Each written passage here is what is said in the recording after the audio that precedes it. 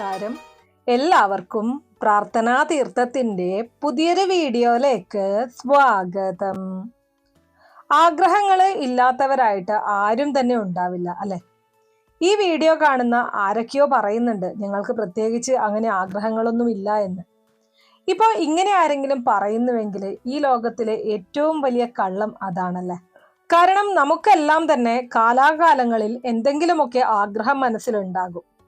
ആ ആഗ്രഹങ്ങൾക്ക് വേണ്ടിയിട്ട്, ആ ലക്ഷ്യങ്ങൾക്ക് വേണ്ടിയിട്ട് അത്യധ്വാനം ചെയ്യുന്നവരാണ് നമ്മളിൽ പലരും. അപ്പോൾ ഇന്നത്തെ വീഡിയോയിലൂടെ നമ്മൾ മനസ്സിലാക്കാൻ പോകുന്നത് ഇത്തരത്തിലുള്ള ആഗ്രഹങ്ങൾ അല്ലെങ്കിൽ തീവ്രമായ ഒരു ആഗ്രഹം നമുക്കുണ്ട്, അത് നടക്കണം, അങ്ങനെ ഒരു ആഗ്രഹം മനസ്സിലുണ്ട് എങ്കിൽ അത് നടക്കുന്നതിന് വിശ്വാസപരമായിട്ട് നമുക്ക് എന്ത് ചെയ്യുവാൻ സാധിക്കും എന്നുള്ളതിനെ കുറിച്ചാണ്. അതേക്കുറിച്ചാണ് ഇന്നത്തെ വീഡിയോയിൽ ഞാൻ പറയുന്നത്. നമ്മുടെ കൈത്തലത്തില് ഒരു ഭാഗത്ത് ആ ഒരു ആഗ്രഹം ഈ പറയുന്ന രീതിയിൽ നമ്മൾ എഴുതുകയാണ് എങ്കിൽ നമ്മുടെ ആഗ്രഹങ്ങൾ യാതൊരു തടസ്സവും കൂടാതെ വളരെ വേഗത്തിൽ അത് നമുക്ക് നടന്നു കിട്ടും എന്നുള്ളതാണ്.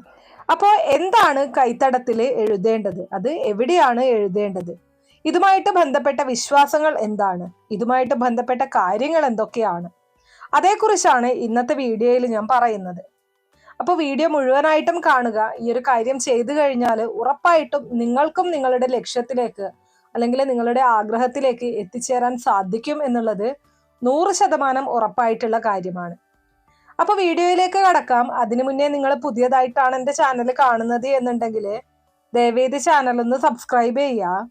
തൊട്ടടുത്ത് തന്നെ ഒരു കുഞ്ഞു ബെല്ലൈക്കൺ ഉണ്ട്, അതോടൊന്ന് പ്രസ് ചെയ്യുക. അതിൽ ഓൾ എന്നുള്ള ഓപ്ഷൻ സെലക്ട് ചെയ്ത് കഴിഞ്ഞാൽ എൻ്റെ എല്ലാ വീഡിയോസിനും നിങ്ങൾക്ക് നോട്ടിഫിക്കേഷൻ കിട്ടുന്നതായിരിക്കും. ആഗ്രഹങ്ങൾ നേടിയെടുക്കാനായിട്ട് നിരന്തരം പരിശ്രമിക്കുന്നവരാണ് നമ്മൾ മനുഷ്യർ. പരിശ്രമിക്കാതെ ഒരിക്കലും നമ്മുടെ ആഗ്രഹങ്ങൾ നടക്കില്ല. എന്നാൽ എത്രയൊക്കെ പരിശ്രമം നടത്തിയിട്ടും ചില സന്ദർഭങ്ങളിൽ, ചില വേളകളിൽ നമുക്ക് നമ്മുടെ ആഗ്രഹങ്ങൾ നിറവേറ്റാൻ സാധിക്കാതെ വരും. അപ്പോൾ ആത്മാർത്ഥമായിട്ടാണ് പ്രവർത്തിക്കുന്നത്, നമ്മളത് ആത്മാർത്ഥമായിട്ട് അതിനുവേണ്ട എല്ലാ കാര്യങ്ങളും ചെയ്തു, പക്ഷെ നമ്മൾ ചില സന്ദർഭങ്ങളിൽ പരാജയപ്പെട്ടു പോകാം. ഇത്തരം സന്ദർഭങ്ങളിൽ ഈശ്വരീയമായ ഊർജത്തെ നമ്മുടെ മനസ്സിൽ വളർത്തുന്നതിലൂടെ അല്ലെങ്കിൽ ആ ഒരു പോസിറ്റീവ് ചിന്താഗതിയെ നമ്മുടെ മനസ്സിൽ വളർത്തുന്നതിലൂടെ നമ്മുടെ ആഗ്രഹത്തിനുമേൽ, നമ്മുടെ ലക്ഷ്യത്തിനുമേൽ നമുക്ക് വളരെ വേഗം നടന്നെടുക്കുവാൻ സാധിക്കും എന്നതാണ്. ആ ആഗ്രഹ സാധ്യത്തിന് ചെയ്യേണ്ട പല കർമ്മങ്ങളെക്കുറിച്ചും ഹൈന്ദവ വിശ്വാസ ഗ്രന്ഥങ്ങളിൽ നമുക്ക് കാണുവാൻ സാധിക്കും. പൂജകളായും പ്രത്യേകമായിട്ട് അനുഷ്ഠിക്കേണ്ട കർമ്മങ്ങളായും ഒക്കെ നമുക്ക് ഇത്തരം വിശ്വാസങ്ങളെ കാണാവുന്നതാണ്. എന്നാൽ ചില സന്ദർഭങ്ങളിൽ നമ്മൾ എന്തൊക്കെ ചെയ്തിട്ടും ആ ഒരു ഫലം ലഭിക്കാത്തതിന്റെ കാരണം നമ്മുടെ തന്നെ കർമ്മദോഷമാണ്. മറ്റു ചില സന്ദർഭങ്ങളിൽ ഈശ്വരനുമേൽ അല്ലെങ്കിൽ കർമ്മങ്ങൾക്കുമേൽ വേണ്ടത്ര വിശ്വാസമില്ലായ്മയും ഫലം പല ദിക്കുകളിൽ നിന്ന് നമ്മെ തടയാം. ദൈവികമായ കർമ്മങ്ങൾ ചെയ്യുന്ന സമയത്ത് പരിപൂർണമായിട്ടുള്ള വിശ്വാസം നമുക്ക് കർമ്മങ്ങളിൽ മേൽ ആവശ്യമാണ്. ഈ വീഡിയോ കാണുന്ന പലർക്കും സംശയം തോന്നാം, അതിന് കർമ്മം ചെയ്ത് അതിൽ നിന്ന് ഫലം ലഭിച്ചാലല്ലേ ഇതിലൊരു വിശ്വാസം ഉണ്ടാവുകയുള്ളൂ. ഇവിടെ വിശ്വാസം വേണമെന്ന് പറയുന്നതിന്റെ പിന്നിലുള്ള ചിന്ത ഇതല്ല, മറിച്ച് ഈ ഒരു കർമ്മം തുടക്കത്തിൽ തന്നെ ഇത് നടക്കുമോ, നടക്കില്ല, ഇത് വെറുതെയാണ്, ഇങ്ങനെയൊന്നുമുള്ള ചിന്തകൾ നമ്മുടെ മനസ്സിൽ വരാൻ പാടില്ല എന്ന് മാത്രമാണ്. ഇനി ഈ ഒരു കർമ്മത്തെക്കുറിച്ച് പറയുമ്പോൾ ഈ ഒരു കർമ്മത്തിന് പ്രത്യേക ദേവനോ ദേവിയോ ഒന്നുമില്ല. നമുക്കിപ്പോ ഏതൊരു ദേവനെയാണോ ഇഷ്ടം, ഏതൊരു ദേവിയെയാണോ ഇഷ്ടം, ആ ഒരു ദേവനെയോ ദേവിയെയോ നമുക്ക് വിളിച്ച് പ്രാർത്ഥിക്കാവുന്നതാണ്. ഇനിയിപ്പോ ഇതര മതത്തിൽപ്പെട്ട ഒരാളാണ് നിങ്ങൾ എങ്കിൽ നിങ്ങളുടെ മതത്തിൽപ്പെട്ട ആചാരപ്രകാരം നിങ്ങൾ ഏത് ദേവനെയാണോ വിളിക്കുന്നത്, ഏത് ദേവനെയാണോ വിളിച്ച് പ്രാർത്ഥിക്കുന്നത്, ആ ഒരു ദേവനെ മനസ്സാലെ വിചാരിച്ച് പ്രാർത്ഥിച്ചതിന് ശേഷം ഈ ഒരു കർമ്മം ചെയ്താലും ഉറപ്പായും ഫലം ലഭിക്കും എന്നതാണ്. അപ്പോൾ ഈ ഒരു കർമ്മം നമ്മൾ ഇത്തരത്തില് നമ്മുടെ ഇഷ്ടദേവനെ വിളിച്ച് പ്രാർത്ഥിച്ച ശേഷം ചെയ്യുന്നതിലൂടെ നമുക്ക് ചുറ്റുമുള്ള ഈ ഒരു പ്രപഞ്ചത്തില് അല്ലെങ്കിൽ ഈ ഒരു പ്രകൃതിയിലുള്ള നമ്മുടെ ഇഷ്ടദേവന്റെ ആ ഒരു സൂക്ഷ്മ ചൈതന്യങ്ങളെല്ലാം നമ്മളിലേക്ക് ആവാഹിക്കപ്പെട്ട് നമ്മുടെ വിജയത്തിന്റെ മാർഗത്തിൽ തടസ്സമായി നിൽക്കുന്ന ദുർശക്തികളെയെല്ലാം തന്നെ ഇല്ലായ്മ ചെയ്യുന്നതാണ്. നമുക്ക് നമ്മുടെ ആഗ്രഹങ്ങളും സ്വപ്നങ്ങളും വളരെ വേഗത്തിൽ നേടിയെടുക്കാൻ സാധിക്കുകയും ചെയ്യുന്നതാണ്. ഈ ഒരു കർമ്മം പ്രധാനമായിട്ടും നമ്മൾ ചെയ്യേണ്ടത് നമുക്ക് വളരെ പെട്ടെന്ന് ഒരു ആഗ്രഹം നടന്നു കിട്ടണം. ഉദാഹരണമായിട്ട് എനിക്ക് കുറച്ച് പണത്തിന്റെ ആവശ്യമുണ്ട്, അത് അടുത്ത ദിവസങ്ങൾക്കുള്ളിൽ തന്നെ എനിക്ക് ആവശ്യമാണ്. അതുമല്ലെങ്കിൽ 2 ദിവസത്തിനകം എനിക്ക് എന്തെങ്കിലും ഒരു ആഗ്രഹം അല്ലെങ്കിൽ എന്തെങ്കിലും ഒരു ലക്ഷ്യം എനിക്ക് പൂർത്തീകരിക്കണം. അതേപോലെ നിങ്ങളുടെ വിവാഹ കാര്യങ്ങൾ ഏറ്റവും അടുത്ത ദിവസങ്ങളിൽ നടക്കണം. അല്ലെങ്കിൽ ഒരു പെണ്ണോ ചെറുക്കനെയോ ഒക്കെ കാണാൻ പോവുകയാണ്, അല്ലെങ്കിൽ കാണാൻ വരികയാണ്. ഇത്തരം സന്ദർഭങ്ങളിൽ ആ വിവാഹമൊക്കെ വളരെ പെട്ടെന്ന് നടക്കണം. ഇങ്ങനെയൊക്കെ നമുക്ക് വളരെ പെട്ടെന്ന് എന്തെങ്കിലും ഒരു ആഗ്രഹം, എന്തെങ്കിലും ഒരു ലക്ഷ്യം നേടിയെടുക്കാനായിട്ടുണ്ടെങ്കിലാണ് ഈ ഒരു കാര്യം നിങ്ങൾ ചെയ്യേണ്ടത്. അപ്പോൾ ആവശ്യം ഇങ്ങനെ പെട്ടെന്ന് വരുന്ന സമയത്ത് അതിന്മേൽ വലിയ പൂജകളോ വഴിപാടുകളോ ചെയ്യാൻ അധിക സമയം നമുക്കില്ല. അങ്ങനെയുള്ള സന്ദർഭങ്ങളിലും ഈ ഒരു വിദ്യ അല്ലെങ്കിൽ ഈ ഒരു കർമ്മം നിങ്ങൾക്ക് ഉപയോഗിക്കാവുന്നതാണ്. ഓരോ ദിവസവും നമ്മുടെ ജോലിയൊക്കെ കഴിഞ്ഞ്, അല്ലെങ്കിൽ സ്ത്രീകളാണ് എന്നുണ്ടെങ്കിൽ വീട്ടുജോലിയൊക്കെ കഴിഞ്ഞ് ഉറങ്ങാൻ പോകുന്നതിന് മുൻപായിട്ട് ആ ഒരു ബെഡിൽ ഇരുന്നു കൊണ്ട് വേണം നമ്മൾ ഈ കർമ്മം ചെയ്യുവാനായിട്ട്. ഈ ഒരു കർമ്മം ചെയ്തു കഴിഞ്ഞാൽ നമ്മൾ നേരെ ശാന്തമായ മനസ്സോടുകൂടി ആ ഒരു നിദ്രയിലേക്ക് പോകേണ്ടതാണ്. ഈ ഒരു കർമ്മം ചെയ്യുന്നതിന് മുൻപ് ആകെ കൂടി ആവശ്യമായിട്ടുള്ളത് ഒരു പേനയാണ്. പേനയെന്ന് പറഞ്ഞാൽ CD മാർക്കറോ അതുപോലുള്ള എന്തും ഇതിനു വേണ്ടി ഉപയോഗിക്കാവുന്നതാണ്. പേനയുടെ മഷിക്ക് ചില പ്രത്യേകതകൾ ഉണ്ടാകേണ്ടതുണ്ട്. പച്ച നിറത്തോട് കൂടിയിട്ടുള്ള മഷിയാണെങ്കിൽ ശ്രേഷ്ഠമാണ്, ചുവപ്പ് അതിവിശേഷമാണ്. ഈ 2 നിറങ്ങളും കിട്ടിയില്ല എങ്കിൽ നീലയും ശുഭപ്രദമാണ്. എന്നാൽ കറുപ്പ് നിറം നമ്മൾ ഉപയോഗിക്കാൻ പാടില്ല. കറുത്ത മഷിയോട് കൂടിയിട്ടുള്ള പേന ഈ കർമ്മം ചെയ്യാൻ ഉപയോഗിക്കരുത്. കറുത്ത പേന ഉപയോഗിച്ചുകൊണ്ടാണ് നമ്മൾ ഈ കർമ്മം ചെയ്യുന്നതെങ്കിൽ അത് വിപരീത ഫലം നേടിത്തരും എന്നുള്ളതാണ്. അപ്പോൾ ഉറങ്ങാൻ പോകുന്നതിന് മുൻപായിട്ട് നമ്മുടെ കൈകൾ ആദ്യം നല്ല രീതിയിൽ വൃത്തിയായിട്ട് കഴുകുക. കഴുകിയതിന് ശേഷം വേണം നമ്മൾ ബെഡിലേക്ക് വരുവാൻ. നമ്മുടെ കരതളത്തില് മഹാലക്ഷ്മി ദേവി, സരസ്വതി ദേവി, ദുർഗാദേവി എന്നീ ദേവിമാർ വസിക്കുന്നു എന്നതാണ്. അതുകൊണ്ടാണ് പ്രഭാതത്തിൽ നമ്മൾ ഉണർന്ന ഉടനെ കൈത്തലം നമ്മൾ മുഖത്തേക്ക് അണയ്ക്കുന്നത്. അപ്പോൾ നമ്മുടെ കരകമലം അല്ലെങ്കിൽ കയ്യാകുന്ന താമരപ്പൂവ് നമ്മൾ പവിത്രമായിട്ട് സൂക്ഷിക്കേണ്ടതുണ്ട്. കാരണം നമ്മുടെ കൈകളിൽ ആ ഒരു ദേവത വസിക്കുന്നുണ്ട്. പിന്നെ നമ്മൾ ബെഡിലേക്ക് വന്നു കഴിഞ്ഞാൽ നമ്മുടെ ഇഷ്ടദേവനെ മനസ്സറിഞ്ഞ് 2 കൈകളും കൂപ്പി നമ്മുടെ ദേവനെ ഒന്ന് പ്രാർത്ഥിക്കുക. പ്രാർത്ഥിക്കേണ്ടത് നമ്മുടെ ആഗ്രഹം എന്താണോ, എനിക്ക് ആ ആഗ്രഹം എത്രയും പെട്ടെന്ന് നടത്തി തരയണമേ, തൻ്റെ ആഗ്രഹം നടന്നു കിട്ടണമേ.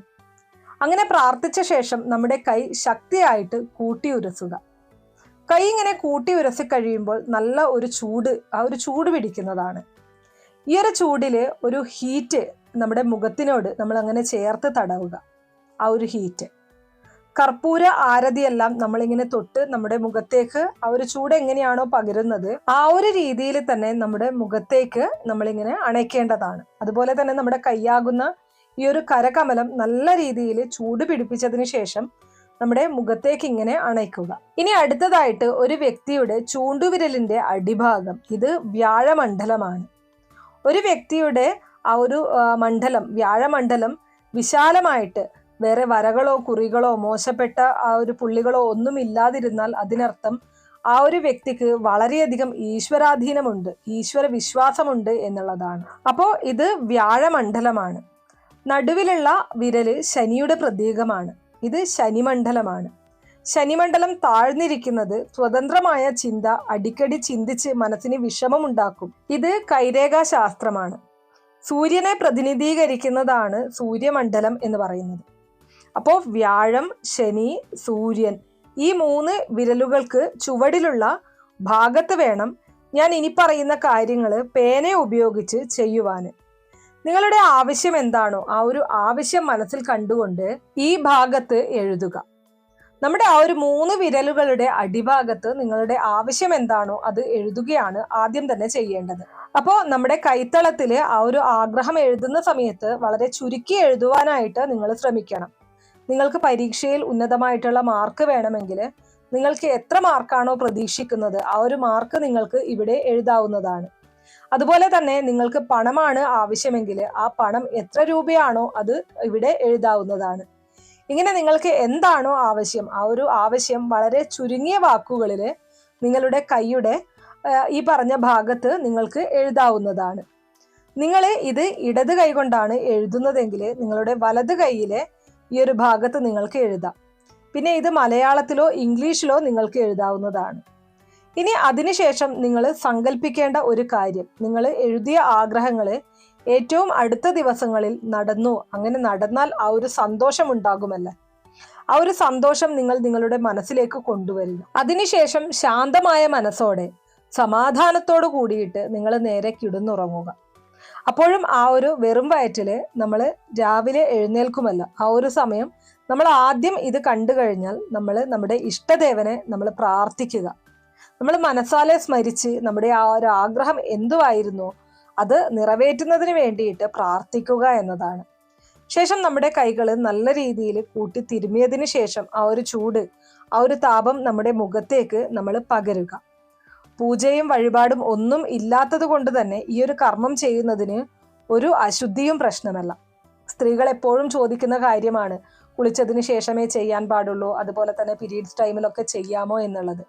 തീർച്ചയായിട്ടും നിങ്ങൾക്ക് ഈ ഒരു കർമ്മം അങ്ങനെയുള്ള ഏത് സമയത്തും ചെയ്യാവുന്നതാണ്. ഇനി ഈ ഒരു കർമ്മവുമായിട്ട് ബന്ധപ്പെട്ട് പറയുന്നത് 48 ദിവസം, ഒരു മണ്ഡലകാലം നിങ്ങൾ ഈ ഒരു കർമ്മം ചെയ്യുമെങ്കിൽ എത്ര നടക്കാത്ത കാര്യവും ഈ 48 ദിവസത്തിനുള്ളിൽ ഈ ഒരു കർമ്മം നിരന്തരം ചെയ്യുമെങ്കിൽ നടന്നു കിട്ടുന്നതാണ്. പിന്നെ ലളിതമായിട്ട് നമുക്ക് ചെയ്യാവുന്നതുമാണ്. അതായത് നിസ്സാരമായിട്ടുള്ള തടസ്സങ്ങളൊക്കെയാണ് എന്നുണ്ടെങ്കിൽ, നമ്മുടെ ആഗ്രഹങ്ങൾക്കുമേൽ വന്നു ഭവിച്ചിട്ടുള്ളത് എങ്കിൽ ഈ ഒരു കർമ്മം ചെയ്യുന്നത് ഒരുപക്ഷെ പിറ്റേ ദിവസം ഉറങ്ങി എഴുന്നേൽക്കുന്ന സന്ദർഭത്തിൽ തന്നെ നമുക്ക് ആ തടസ്സങ്ങളൊക്കെ നീങ്ങി നമ്മുടെ വഴി സുഗമമായിട്ട് തീരുന്നതാണ്. ഇനി വളരെയധികം കഷ്ടപ്പാടും പ്രയാസങ്ങളും ഏർപ്പെട്ടിരിക്കുന്ന കാര്യങ്ങളാണ് എന്നുണ്ടെങ്കിൽ നമ്മൾ ഈ ഒരു കർമ്മം ചെയ്താൽ ചിലപ്പോൾ 1, 2, 3 ദിവസം കൊണ്ട് തന്നെ നമുക്ക് നമ്മുടെ ആഗ്രഹങ്ങൾ നടന്നു കിട്ടും. അപ്പോൾ ഇനി പലരും ചോദിക്കുന്ന കാര്യം, ഈ ഒരു ആഗ്രഹം വിചാരിച്ച് എഴുതി ഒരു 5, 6 ദിവസം ആവുമ്പോഴത്തേക്കും ആ ഒരു ആഗ്രഹം നടന്നു കിട്ടി, വീണ്ടും ഇത് കണ്ടിന്യൂ ചെയ്യണോ എന്നുള്ളതായിരിക്കും. ഒരിക്കലും ചെയ്യേണ്ട ആവശ്യമില്ല. എപ്പോഴാണോ നമുക്ക് നമ്മുടെ ആ ഒരു റിസൾട്ട് പൂർണ്ണമായിട്ട് കിട്ടുന്നത് അവിടെ വെച്ച് നമുക്കിത് സ്റ്റോപ്പ് ചെയ്യാം. ശേഷം അടുത്ത ദിവസം മുതൽ നമുക്ക് മറ്റൊരു ആഗ്രഹത്തിന് വേണ്ടിയിട്ട് ഈ ഒരു കർമ്മം ഉപയോഗിക്കാവുന്നതാണ്. ഒരു കർമ്മം നമ്മൾ ചെയ്ത് ഒരാഗ്രഹം നമുക്ക് സഫലീകരിച്ച് കഴിഞ്ഞാൽ മാത്രമേ ആ ഒരു മറ്റൊരു കാര്യത്തിന് വേണ്ടിയിട്ട് ഈ ഒരു കർമ്മം ഉപയോഗിക്കാവൂ. അതുപോലെ തന്നെ ഒരു ആഗ്രഹം നമ്മൾ സഫലീകരിച്ച് കഴിഞ്ഞാൽ ചുരുങ്ങിയത് ഒരു 3 ദിവസം നമ്മൾ ഒരാവശ്യങ്ങൾക്ക് വേണ്ടിയിട്ടും ഈ കർമ്മം ഉപയോഗിക്കാതിരിക്കണം. ഒരു 3 ദിവസത്തിന് ശേഷം മാത്രമേ വീണ്ടും ഇത് ചെയ്യാനായിട്ട് പാടുള്ളൂ. ഇതും വളരെയധികം ശ്രദ്ധിക്കേണ്ട കാര്യമാണ്. ഇത് ഏതൊരാൾക്കും ചെയ്യാൻ സാധിക്കുന്ന കാര്യമാണ്, അല്ലെങ്കിൽ ഒരു കർമ്മമാണ്. നമുക്കിത് വളരെ എളുപ്പത്തിൽ ചെയ്യാൻ സാധിക്കും. എന്നാൽ ഇതിന്റെ റിസൾട്ട് എന്ന് പറയുന്നത് അത്രയും വലിയ റിസൾട്ടാണ് നമുക്ക് ലഭിക്കുന്നത്. നമ്മളെപ്പോലും അതിശയിപ്പിക്കുന്ന, അത്ഭുതപ്പെടുത്തുന്ന മാറ്റങ്ങൾ നമ്മുടെ ജീവിതത്തിൽ ഉണ്ടാകും. പരമമായ ഭക്തിയും വിശ്വാസവുമാണ് ഈ ഒരു കർമ്മത്തിന്റെ അടിസ്ഥാനം എന്ന് പറയുന്നത്. ഈ ഒരു കർമ്മം ഉപയോഗിച്ചുകൊണ്ട് നിങ്ങളുടെ ആഗ്രഹങ്ങൾ വളരെ വേഗത്തിൽ നിങ്ങൾക്ക് നേടിയെടുക്കാൻ സാധിക്കും എന്നുള്ളതാണ്. അപ്പൊ എല്ലാവർക്കും നിങ്ങളുടെ ആഗ്രഹങ്ങൾ നേടിയെടുക്കാൻ സാധിക്കട്ടെ, നിങ്ങൾക്ക് വിജയത്തിലേക്ക് എത്തിച്ചേരാൻ സാധിക്കട്ടെ. ഇത്രയേ ഉള്ളൂ ഇന്നത്തെ വീഡിയോ. കുറച്ചു പേർക്കെങ്കിലും ഉപകാരപ്രദമായി കാണും എന്ന് വിശ്വസിക്കുന്നു. ഇതുപോലുള്ള അറിവുകൾക്കായിട്ട് നമ്മുടെ ഈ ചാനൽ ഒന്ന് സബ്സ്ക്രൈബ് ചെയ്യുക. വീഡിയോ ഇഷ്ടമാണെങ്കിൽ ലൈക്ക് ചെയ്യാനും ഷെയർ ചെയ്ത് മറ്റുള്ളവരിലേക്ക് എത്തിക്കാനും മറക്കരുത്. നിങ്ങൾക്ക് ഏതെങ്കിലും തരത്തിലുള്ള സംശയങ്ങളോ അഭിപ്രായങ്ങളോ നിർദ്ദേശങ്ങളോ ഇനി ഏതെങ്കിലും കാര്യങ്ങളെക്കുറിച്ച് അറിയാനുള്ള താല്പര്യമോ ഉണ്ടെങ്കിൽ തീർച്ചയായിട്ടും കമന്റ് ബോക്സ് വഴി അറിയിക്കാവുന്നതാണ്. നന്ദി.